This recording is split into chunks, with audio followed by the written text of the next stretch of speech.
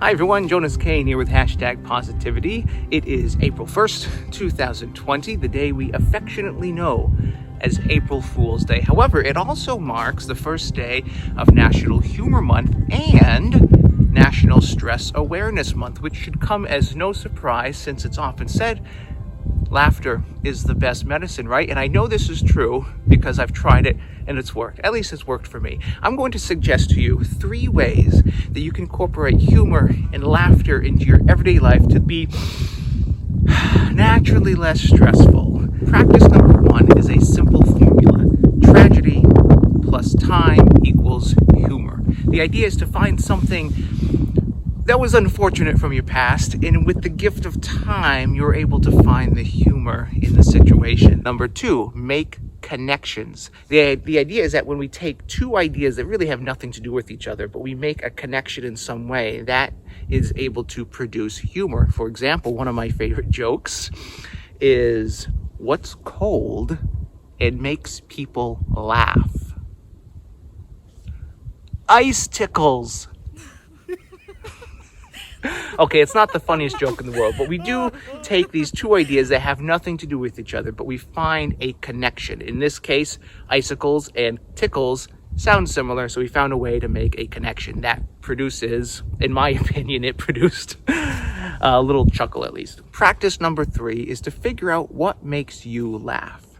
What amuses you, and find a way to incorporate that into your everyday life. For me personally, I love stand-up comedy. So if I find myself getting stressed out, what I do is I take a moment and I just listen to some comedy specials. Maybe it's a MP3, or maybe I go on to Netflix and watch a special. One thing I also like to do is every few months or so, I book a ticket to go see a live comedy show. And just taking that time for myself, because I know it's something that I'm going to enjoy. It really helps me to really de-stress and really engage in the humor. So the question becomes, how can you take the tragedies of the past and with the gift of time, find a way to laugh at them and find the humor in them? And how can you be encouraged by this in the future? Next, how can you make connections between things that have nothing to do with each other, and you're able to make a connection to find the humor in a situation? Lastly, what are you amused by? What makes you laugh? And how can you engage in it on an ongoing basis so that you can stay engaged, stay empowered, and encouraged even through stressful times? Until next time, my name is Jonas Cain. Stay positive.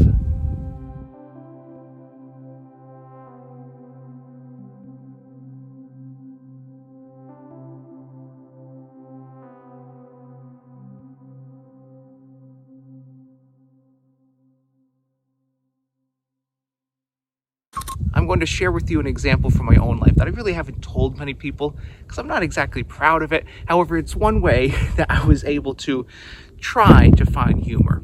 And this was years ago. My fiance had just died. Like literally, I just found out, and my body was just completely numb, and I was just shutting down. I couldn't process, and I was trying to think about, I was thinking, how can I get through this? And I thought, okay, I need to find a way to laugh about this. I need to find a way to laugh at the situation, bring humor, not to downplay the gravity of the situation, but as a way to get from this moment of crisis to the moments afterwards. So I thought of something, and I thought to myself, wow, this is just like that episode of Seinfeld where George Costanza was going around showing photographs of a woman, telling everyone that it was his fiance, but she had died. So it was a way for him to pick up women. And I thought, geez, my life has become an episode of Seinfeld. And at the time, I was just like, yeah. The problem was, I had the tragedy, I didn't give it time. So tragedy plus time equals humor. So be sure to incorporate both.